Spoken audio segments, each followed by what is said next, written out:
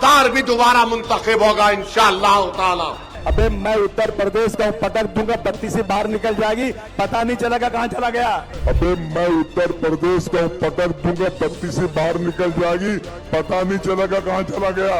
ये गुस्सा है, ये धमकी है या खुलेआम गुंडाई का ऐलान है? क्या आप समाजवादी पार्टी की यही पहचान रह गई है? यूं खुलेआम मंच से माइक पर जहरीले अंदाज में धमकाने वाले ये समाजवादी पार्टी महाराष्ट्र के प्रदेश अध्यक्ष हैं। नाम है अबू आजमी। अबे मैं उत्तर प्रदेश का पटक दूंगा, बत्ती से बाहर निकल जाएगी, पता नहीं चलेगा कहाँ चला गया।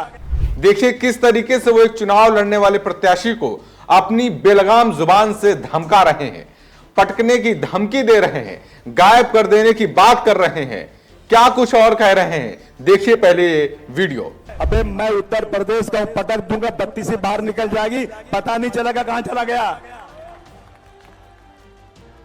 एक एमपी लेके दंदनाते फिरते हो, मेरे पास 37 एमपी है, 37। नमस्कार, मेरा नाम है आनंद मिश्रा और आप देख रहे हैं बकही चौक। समाजवादी पार्टी को यूं ही गुंडों की पार्टी नहीं कहा जाता है। सपा के नेताओं ने बार बार किसी न किसी मौके पर इसे सही साबित कर ही दिया है। अब ताजा बयान देख लीजिए। महाराष्ट्र के सपा प्रदेश अध्यक्ष अबू आजमी का एक बयान सामने आया, एक वीडियो सामने आया जिसमें वो खुलेआम मंच से ओवैसी की पार्टी के प्रत्याशी को पटकने की धमकी दे रहे हैं।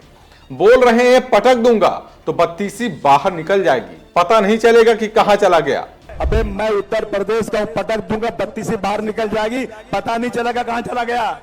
अरे अबू आजमी से कोई जाकर पूछे कि आखिर ये जनाब जो इस तरीके की धमकी दे रहे हो, ये किसकी धमकी दे रहे हो, किसके कहने पे धमकी दे रहे हो। पूरे दिन संविधान संविधान और लोकतंत्र की माला जपने वाली समाजवादी पार्टी के नेता आखिर कैसे एक प्रत्याशी को यूं खुलेआम पटकने की धमकी दे सकते हैं, गायब करने की धमकी दे सकते हैं। आखिर इस लोकतांत्रिक देश में उन्हें इस गुंडागर्दी का लाइसेंस किसने पकड़ा दिया है? और जरा इन जहरीले बयानवीरों से कोई पूछे कि ये गुस्सा, ये धमकी किस लिए दी जा रही है? सिर्फ इसलिए क्योंकि एआईएमआईएम मुस्लिम राजनीति करती है।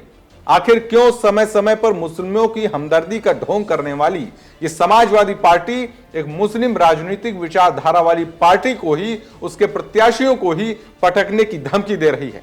सिर्फ इसलिए क्योंकि समाजवादी पार्टी मुसलमानों को अपनी जागीर समझती है। ये औरंगाबाद वाला बहुत बात करता है। अबे मैं उत्तर प्रदेश का पटक दूंगा, बत्ती से बाहर निकल जाएगी, पता नहीं चलेगा कहां चला गया। एक एमपी लेके दंदनाते फिरते हो, मेरे पास 37 एमपी है, 37 एमपी की पार्टी। एक एमपी वाला पूरे देश में जाके इलेक्शन लड़ा रहा है। मेरी 37 एमपी की पार्टी नहीं लड़ाती इलेक्शन, क्योंकि ये पार्टी वोटों का बंटवारा नहीं चाहती। ये पार्टी चाहती है कि फिरका परस्ती खत्म हो जाए, इसलिए वोट बंटना नहीं चाहिए।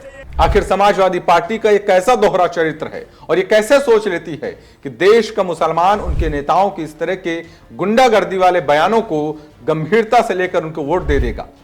आखिर क्यों हर बार समाजवादी पार्टी देश में कानून व्यवस्था का हर बार माहौल बनाती है? जब मौका मिलता है तब कभी न कभी सरकार से लड़कर, चाहे न्यायपालिका के फैसलों से लड़कर गुंडों की राजनीति पर उतर आती है, माफियाओं के बचाव में खड़ी हो जाती है। और समाजवादी पार्टी का ट्रैक रिकॉर्ड नया नहीं है, बहुत पुराना है। ये वही समाजवादी पार्टी है जिसने कुख्यात माफिया मुख्तार अंसारी के बचाव में अपनी पूरी फौज उतार दी थी।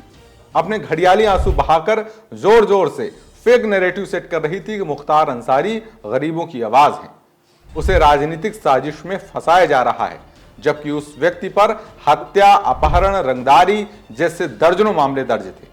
इसी तरह सपा नेताओं के द्वारा माफिया अतीक अहमद को भी बार बार जनता का नेता बताया गया, गरीबों का मसीहा बताया गया और बार बार अपने मुस्लिम वोट बैंक को मजबूत करने के लिए गरीबों की मजबूरी, शोषितों की पीड़ा का मजाक बनाकर उनसे गंदी पॉलिटिक्स, गंदी राजनीति को अंजाम दिया गया। इतना ही नहीं, सपा सरकार में मंत्री रहे आजम खान के कई ऐसे बयान हैं जिसमें वो खुले मंच से पुलिस प्रशासन का मजाक उड़ा रहे हैं। यहां तक उन्होंने एक बयान में कहा कि हमारे लोगों को छुआ तो अंजाम अच्छा नहीं होगा। इस बयान में हमारे लोग किन्हें कहा जा रहा है, इसका अंदाजा आप लगा सकते हैं। क्या यह भड़काऊ बयान नहीं है? क्या यह सीधे सीधे देश में माहौल बिगाड़ने की कोशिश नहीं है?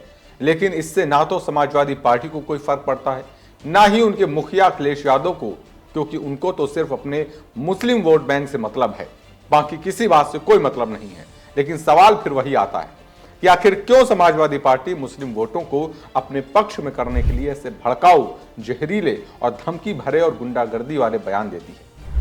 क्या वो देश के मुसलमानों को इसी गुंडागर्दी की आग लगाने वाली विचारधारा का समर्थक मानती है?